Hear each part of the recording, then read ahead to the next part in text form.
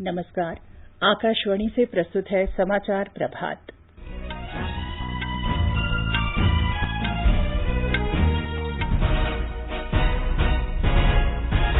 प्रधानमंत्री नरेंद्र मोदी ने कहा कि सरकार कोविड वैक्सीन की आपूर्ति बनाए रखने के लिए निरंतर प्रयास कर रही है।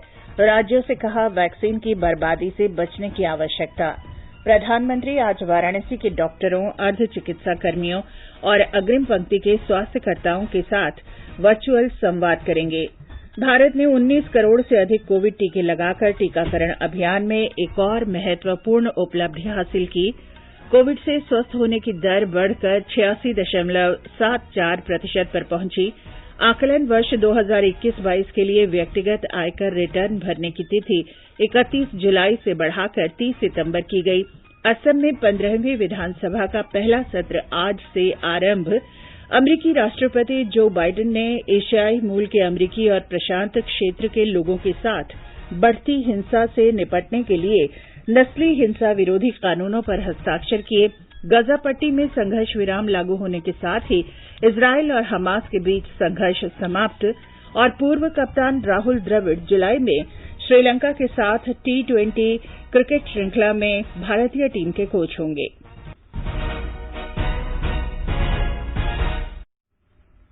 समाचार प्रभात में देवेंद्र त्रिपाठी के साथ मैं चंद्रिका जोशी।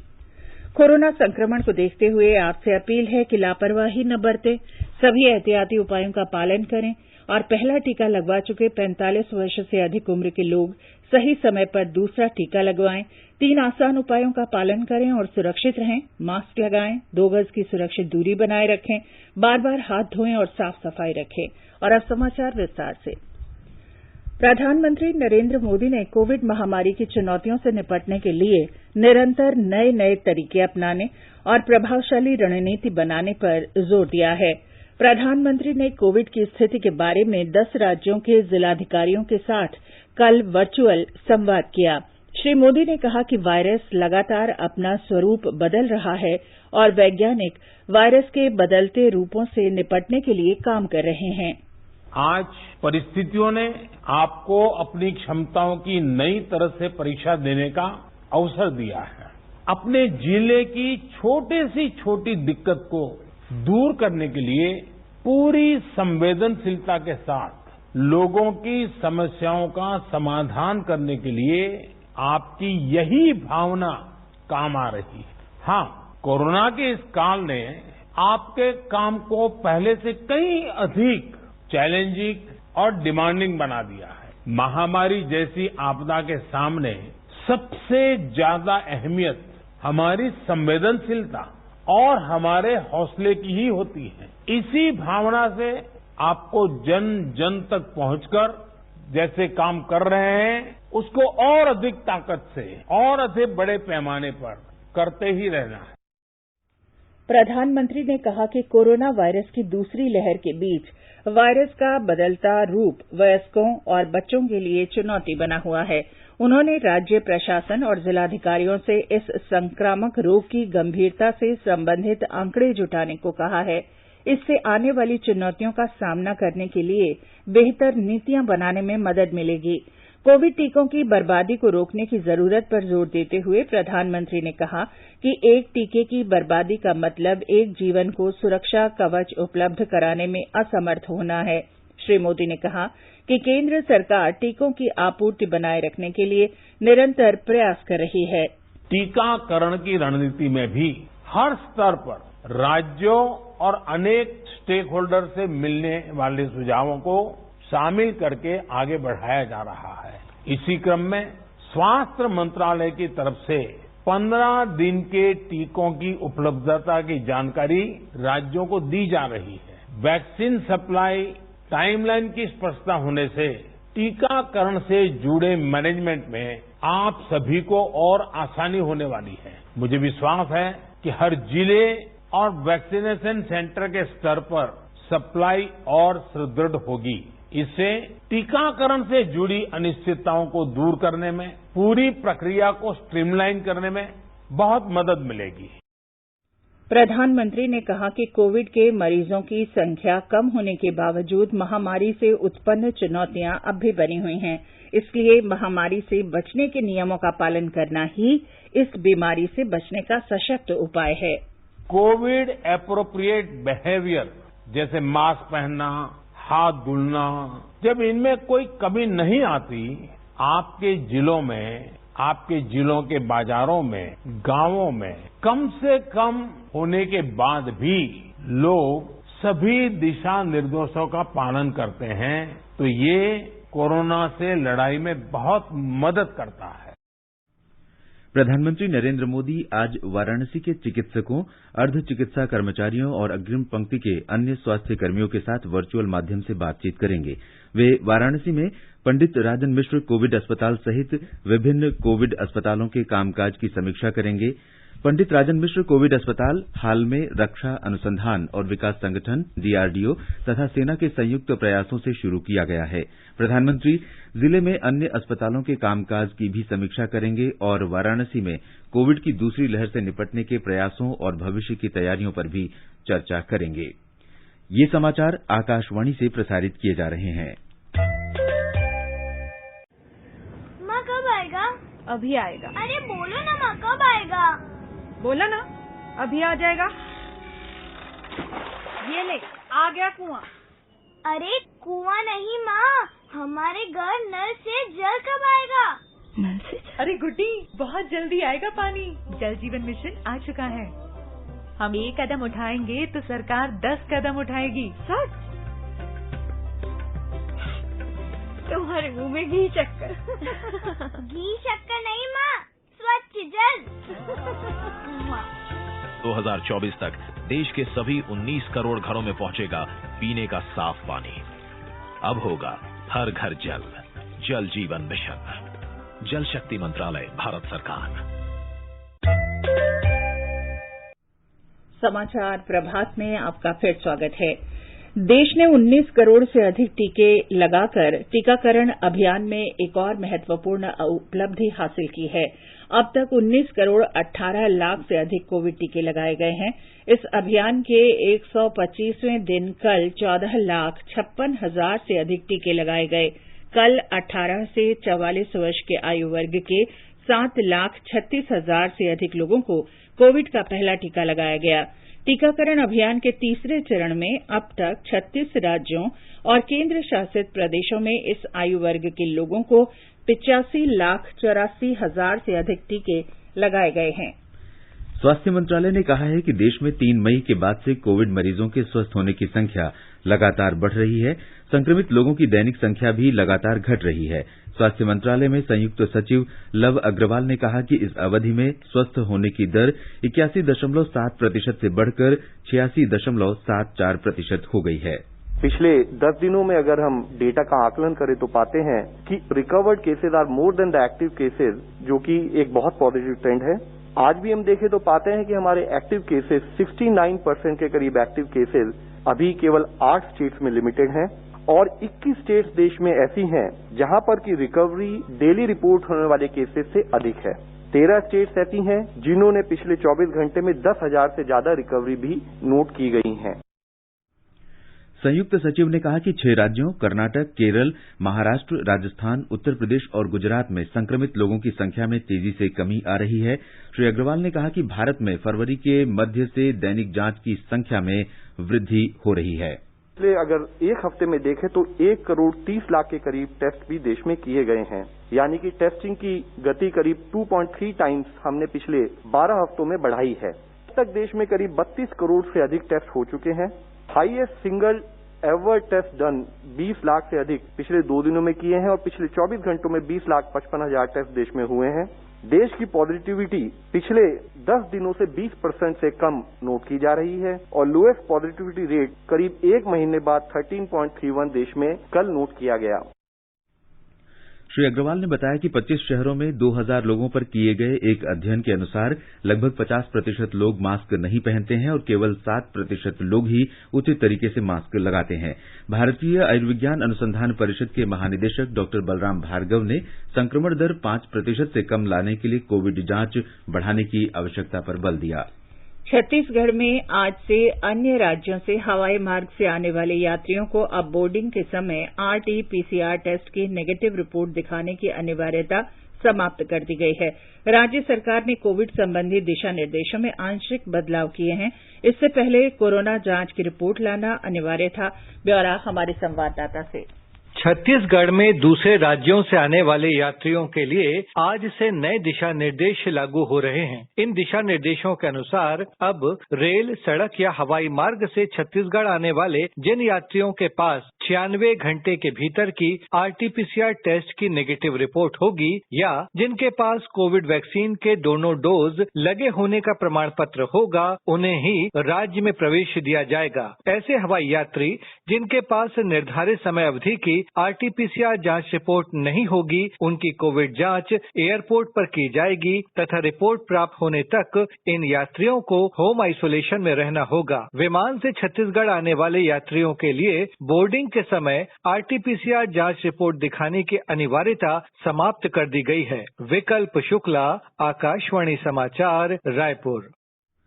बेंगलुरु में कोविड मरीजों के लिए बिस्तर आरक्षित कराने संबंधी सॉफ्टवेयर का संशोधित संस्करण शुरू किया गया है। इसमें अस्पतालों में बिस्तरों की उपलब्धता से जुड़ी ताजा जानकारी मिल सकेगी। ब्यौरा हमारे संवाददाता से।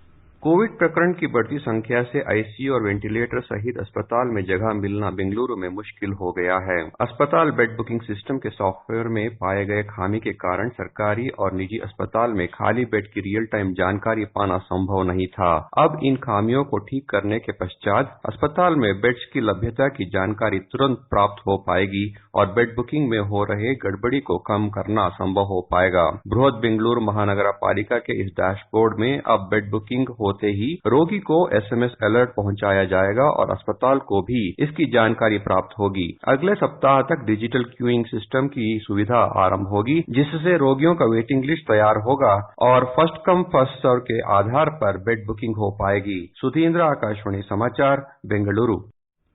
तमिलनाडु में 30,000 से अधिक कोविड के नए मामले लगातार दर्ज किए जा रहे हैं। पिछले 24 घंटे के दौरान 25,000 से अधिक लोग ठीक हुए हैं, जबकि 397 लोगों की मौत हो गई।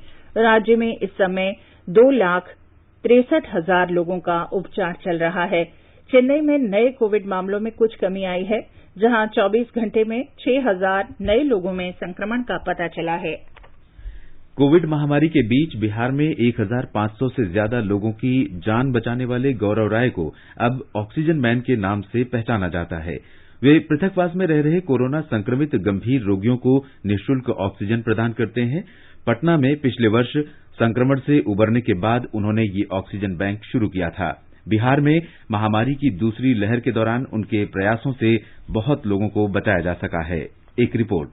बिहार में ऑक्सीजन मैन के रूप में चर्चित गौरव राय ने अपनी एक अलग पहचान बनाई है। कोरोना पीड़ित मरीज जब जिंदगी और मौत से जूझ रहे थे और उन्हें ऑक्सीजन की कमी का सामना करना पड़ रहा था, उस समय वे देवदूत बनकर सामने आए। गौरव राय ने लोगों के घरों में मुफ्त ऑक्सीजन सिलेंडर उपलब्ध कराया। श्री राय के प्रयास से अब तक 1,500 से अधिक लोगों की जान बचाई जा सकी है। पिछले वर्ष जुलाई से उन्होंने 3 ऑक्सीजन सिलेंडर से इस मिशन की शुरुआत की थी। आज उनके ऑक्सीजन बैंक में 122 सिलेंडर हैं। गौरव राय एक निजी कंपनी में महाप्रबंधक हैं। वे प्रति माह अपने वेतन से 20,000 रुपए ऑक्सीजन बैंक के लिए योगदान करते हैं। उनकी पत्नी भी महत्वपूर्ण भूमिका निभा रही है। ऑक्सीजन बैंक के द्वारा हम लोगों की निःशुल्क सेवा कर रहे थे, कोई पैसा नहीं लेके। लोगों से एक निवेदन है कि कृपया ऑक्सीजन सिलेंडर ले जाते वक्त पूरी अच्छी तरह जानकारी ले लें और उसको अपना चीज समझ के उसको यूज करें। जो भी पेशेंट ऑक्सीजन सिलेंडर को यूज करते हैं, जब वो अच्छे हो जाते हैं तो उनके घर परिवार वालों के साथ मैं एक केक लेके जाता हूं और उनकी खुशी में शरीक होता हूं। ये खुशी इसलिए होती है कि हम लोगों का एक छोटा सा प्रयास जो था वो सफल हुआ। ऑक्सीजन मैन के दिनचर्या की शुरुआत सुबह 5 बजे से शुरू होती है, जब वे खुद गाड़ी चलाकर गंभीर मरीजों के घर जाकर ऑक्सीजन सिलेंडर पहुंचाते हैं। पीड़ित मरीज के परिवार के लोगों को वे सिलेंडर का उपयोग करने के बारे में भी बतलाते हैं, ताकि उन्हें कोई परेशानी न हो। आकाशवाणी समाचार के लिए पटना से कृष्ण कुमार लाल। आगे बढ़ने से पहले एक नजर मुख्य समाचारों पर। प्रधानमंत्री नरेंद्र मोदी ने कहा कि सरकार कोविड वैक्सीन की आपूर्ति बनाए रखने के लिए निरंतर प्रयास कर रही है। राज्यों से कहा, वैक्सीन की बर्बादी से बचने की आवश्यकता। प्रधानमंत्री आज वाराणसी के डॉक्टरों, अर्ध चिकित्सा कर्मियों और अग्रिम पंक्ति के स्वास्थ्य कार्यकर्ताओं के साथ वर्चुअल संवाद करेंगे। प्रधानमंत्री ने भारत ने 19 करोड़ से अधिक कोविड टीके लगाकर टीकाकरण अभियान में एक और महत्वपूर्ण उपलब्धि हासिल की। कोविड से स्वस्थ होने की दर बढ़कर 86.74% पर पहुंची। आकलन वर्ष 2021-22 के लिए व्यक्तिगत आयकर रिटर्न भरने की तिथि 31 जुलाई से बढ़ाकर 30 सितंबर की गई। असम में 15वीं विधानसभा का पहला सत्र आज से आरंभ। अमरीकी राष्ट्रपति जो बाइडेन ने एशियाई मूल के अमरीकी और प्रशांत क्षेत्र के लोगों के साथ बढ़ती हिंसा से निपटने के लिए नस्ली हिंसा विरोधी कानून पर हस्ताक्षर किए। गजा पट्टी में संघर्ष विराम लागू होने के साथ ही इसराइल और हमास के बीच संघर्ष समाप्त। पूर्व कप्तान राहुल द्रविड़ जुलाई में श्रीलंका के साथ T20 क्रिकेट श्रृंखला में भारतीय टीम के कोच होंगे। गुजरात सरकार ने म्यूकोरमाइकोसिस की बीमारी को महामारी घोषित किया है। मुख्यमंत्री विजय रूपाणी की अध्यक्षता में कल शाम हुई कोर ग्रुप की बैठक में यह निर्णय लिया गया। म्यूकोरमाइकोसिस को महामारी अधिनियम 1857 के तहत ब्लैक फंगस को महामारी घोषित किया गया है। ब्यौरा हमारे संवाददाता से। अब सरकारी निजी अस्पतालों और मेडिकल कॉलेजों को इस बीमारी की जांच, निदान और उपचार में ICMR और केंद्रीय स्वास्थ्य मंत्रालय के दिशा निर्देशों का अनुसरण करना पड़ेगा। इस बीमारी के संदिग्ध और पुष्ट मामलों का ब्यौरा केंद्र सरकार को भेजना जरूरी होगा। गुजरात में इस वक्त म्यूकोरमाइकोसिस के 1000 से अधिक मामले हैं। इस बीच गुजरात के 36 शहरों में कोविड-19 की वजह से लगाई गई दिन के समय की पाबंदियां और रात्रि का कर्फ्यू अब 27 मई तक जारी रहेगा। हालांकि दुकानों और रेहड़ी पटरी वालों सहित व्यावसायिक प्रतिष्ठानों को सुबह 9 बजे से दोपहर 3 बजे तक फिर से खोलने की अनुमति दी गई है। राज्य में सभी आवश्यक सेवाएं पहले की तरह बिना किसी पाबंदी के जारी रहेगी। योगेश पंड्या, आकाशवाणी समाचार, अहमदाबाद। ओडिशा सरकार ने म्यूकोरमाइकोसिस यानी ब्लैक फंगस को महामारी रोग अधिनियम के तहत वर्गीकृत बीमारी के रूप में शामिल करने का निर्णय किया है। सरकार ने आकलन वर्ष 2021-22 के लिए व्यक्तिगत आयकर रिटर्न भरने की तिथि 31 जुलाई से बढ़ाकर 30 सितंबर 2021 कर दी है। वित्त मंत्रालय ने कहा है कि ये फैसला कोविड महामारी के मद्देनजर लिया गया है। आयकर विभाग 7 जून को नया ई-फाइलिंग पोर्टल www.incometax.gov.in जारी करेगा। इसका उद्देश्य करदाताओं को आधुनिक अनुभव प्रदान करना है। पोर्टल को आयकर रिटर्न की प्रक्रिया सुगम बनाकर तुरंत रिफंड जारी करने के लिए तैयार किया गया है। आयकरदाताओं की मदद के लिए नया कॉल सेंटर स्थापित किया गया है। नए पोर्टल के आने के बाद वर्तमान पोर्टल www.incometaxindia.efiling.gov.in उपलब्ध नहीं होगा। असम की 15वीं विधानसभा का पहला सत्र आज गुवाहाटी में शुरू हो रहा है। 3 दिन के सत्र के पहले दिन सभी नवनिर्वाचित विधायक शपथ लेंगे। विधानसभा अध्यक्ष का चुनाव भी आज होगा। भारतीय जनता पार्टी ने राज्यसभा सांसद विश्वजीत दाइमारी को अध्यक्ष पद के लिए नामित किया है। वे पनेरी विधानसभा सीट से चुनाव जीते हैं। उपाध्यक्ष पद के लिए बोकाजन से विधायक डॉक्टर नुमाल मोमिन उम्मीदवार होंगे। राज्यपाल प्रोफेसर जगदीश मुखी कल सदन को संबोधित करेंगे। कश्मीर घाटी में कुपवाड़ा पुलिस ने आतंकवादियों के 2 सहयोगियों को गिरफ्तार किया है। उनके पास से 6 ग्रेनेड और आपत्तिजनक सामग्री बरामद की गई है। उनकी पहचान तंगधार में खावरपाड़ा निवासी जहांगीर अहमद हजाम और अब्दुल हमीद हजाम के रूप में हुई है। कुपवाड़ा पुलिस ने आरोपियों के नाम संबंधित धाराओं में प्राथमिकी दर्ज कर जांच शुरू कर दी है। गजा में इसराइल और हमास के बीच 11 दिन से जारी लड़ाई आज तड़के समाप्त हो गई। इसराइल के सुरक्षा मंत्रिमंडल ने गजा पट्टी में युद्ध विराम को मंजूरी दे दी है। इसके साथ ही वहां दशकों में अब तक के सर्वाधिक भीषण संघर्ष की समाप्ति हो रही है। इसराइल के सुरक्षा मंत्रिमंडल ने कहा कि मध्यस्थ मिस्र की पहल पर सर्वसम्मति से द्विपक्षीय और बिना शर्त के युद्ध विराम के पक्ष में सहमति हुई है। अमेरिका के राष्ट्रपति जो बाइडेन के इसराइल के प्रधानमंत्री बेंयामिन नेतन्याहू से लड़ाई समाप्त करने के अनुरोध और मिस्र, कतर और संयुक्त राष्ट्र की मध्यस्थता के एक दिन बाद ये प्रगति हुई। हमास के अधिकारी ने मीडिया को बताया कि युद्ध विराम का अंत आपसी सहमति से हो रहा है। गजा में स्वास्थ्य अधिकारियों ने बताया कि 10 मई को शुरू हुई लड़ाई में 1900 से ज्यादा हवाई हमले किए गए। इनमें 63 बच्चों और 39 महिलाओं समेत 240 फिलिस्तीनी नागरिक मारे गए। अधिकारियों ने बताया कि इजराइल में 12 लोग मारे गए हैं। रॉकेट हमलों में घायल हुए सैकड़ों लोगों का इलाज किया जा रहा है। अमरीकी राष्ट्रपति जो बाइडेन ने नस्ली हिंसा कानून पर कल हस्ताक्षर कर दिए। कोविड महामारी के दौरान अमरीका में एशियाई मूल और प्रशांत द्वीप क्षेत्र के लोगों के साथ बढ़ती हिंसक घटनाओं से निपटने के लिए यह कानून बनाया गया है। राष्ट्रपति बाइडेन ने कहा कि अमरीका में ऐसे जीवन मूल्य और विश्वास हैं जो देश के सभी नागरिकों को एक सूत्र में बांधते हैं। नए कानून से न्याय विभाग को एशियाई लोगों के साथ नस्ली अपराधों के मामलों को तेजी से निपटाने में मदद मिलेगी। नया कानून कांग्रेस के दोनों सदनों में जबरदस्त बहुमत से पास किया गया। पिछले वर्ष अमरीका में रहने वाले एशियाई मूल और प्रशांत द्वीप के लोगों के साथ नस्ली हिंसा की घटनाओं में तेजी से वृद्धि हुई। इनमें जॉर्जिया में मार्च में गोलीबारी की घटना शामिल है, जिसमें एशियाई मूल की 6 महिलाओं की मौत हो गई थी। राष्ट्रीय बाल अधिकार संरक्षण आयोग एनसीपीसीआर ने कहा है कि केंद्र और राज्यों को बच्चों और नवजात शिशुओं की सुरक्षा के लिए अपनी तैयारियों को तेज करना चाहिए, क्योंकि देश में कोविड की तीसरी लहर आने का अनुमान व्यक्त किया जा रहा है। आयोग के प्रमुख प्रियांक कानूनगो ने केंद्रीय स्वास्थ्य सचिव राजेश भूषण को लिखे पत्र में राष्ट्रीय आपात परिवहन सेवा को पुनर्गठित करने की आवश्यकता पर जोर दिया। नवजात शिशुओं और बच्चों के लिए विशेष रूप से तैयार की गई एम्बुलेंस और सहायता के लिए आवश्यक निर्देश जारी करने का अनुरोध किया गया।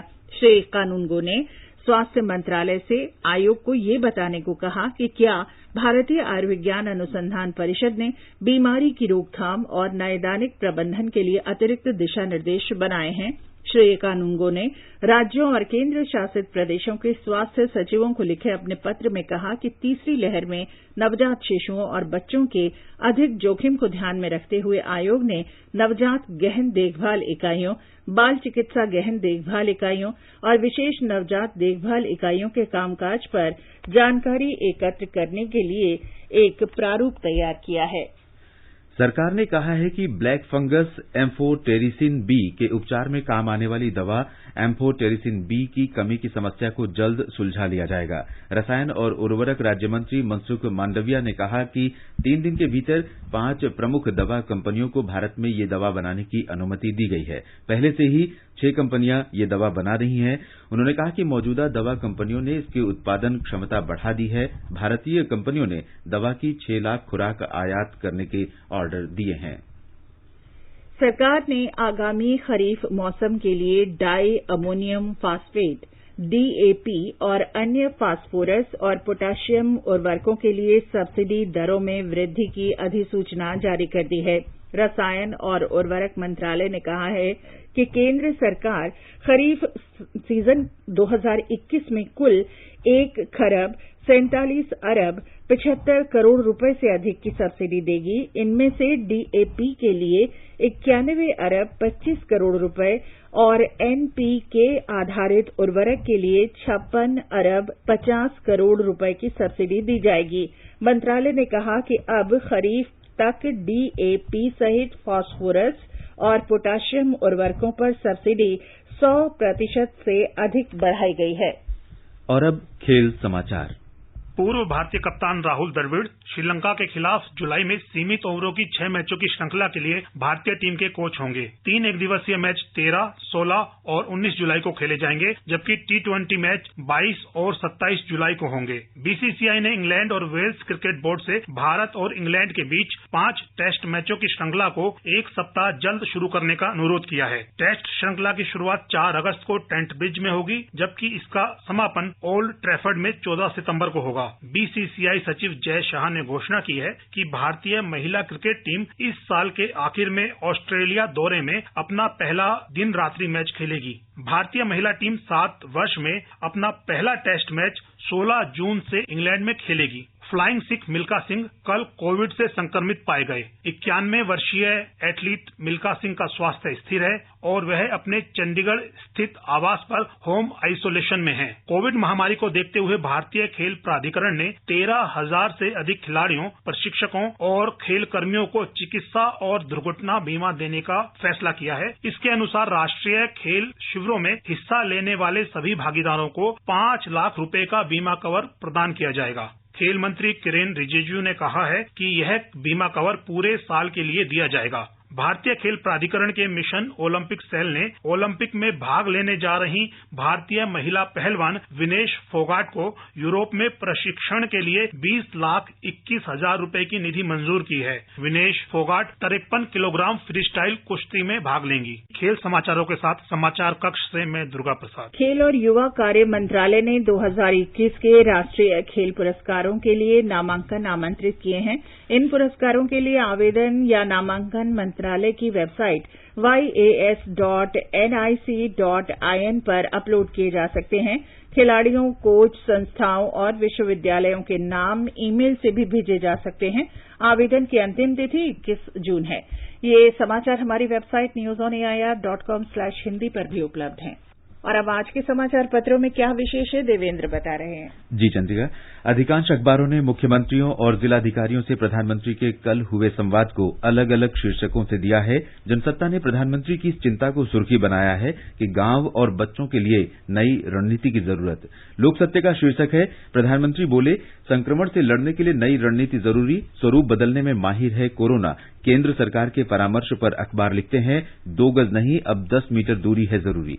स्वास्थ्य मंत्रालय के इस बयान को भी अखबारों ने अहमियत दी है कि 7 राज्यों में संक्रमण दर 25% से अधिक। दैनिक ट्रिब्यून और कुछ अन्य अखबारों ने भी एक अध्ययन के हवाले से पहले पन्ने पर लिखा है कि 50% लोग अब भी मास्क नहीं पहन रहे।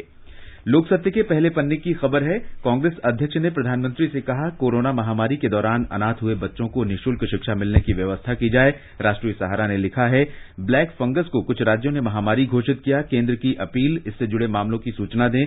हरिभूमि की सुर्खी है, ब्लैक फंगस के इलाज के लिए स्वास्थ्य मंत्रालय और आईसीएमआर के निर्देशों का पालन किया जाए।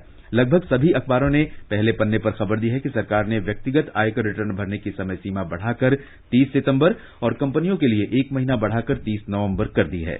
ताउते चक्रवाती तूफान के बाद बचाव और राहत कार्य की खबरों पर भी लगभग सभी अखबारों की नजर है। जिंदगी बचाने की जंग अभी जारी, वीर अर्जुन लिखता है, नौसेना का अभियान चौथे दिन भी जारी। दैनिक ट्रिब्यून ने बॉक्स में खबर दी है, नौसेना के पहले विध्वंसक पोत आईएनएस राजपूत को 41 साल की सेवा के बाद आज नौसेना से विदाई दी जाएगी। ये भारतीय नौसेना का पहला पोत है जिसे थलसेना की किसी रेजिमेंट से संबद्ध किया गया था।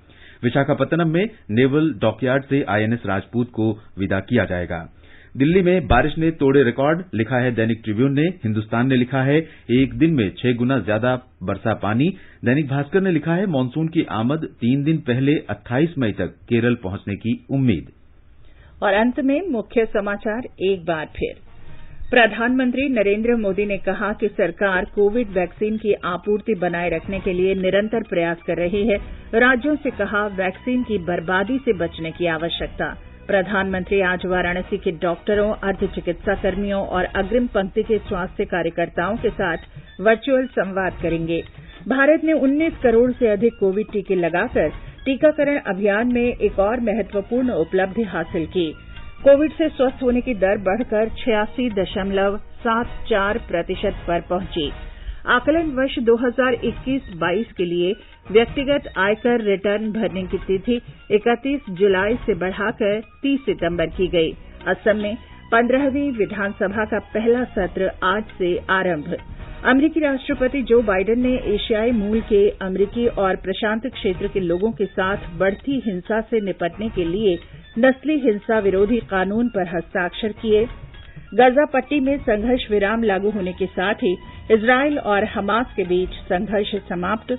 और पूर्व कप्तान राहुल द्रविड़ जुलाई में श्रीलंका के साथ सीमित ओवर क्रिकेट श्रृंखला में भारतीय टीम के कोच होंगे। इसके साथ ही समाचार प्रभात का ये अंक समाप्त हुआ। नमस्कार।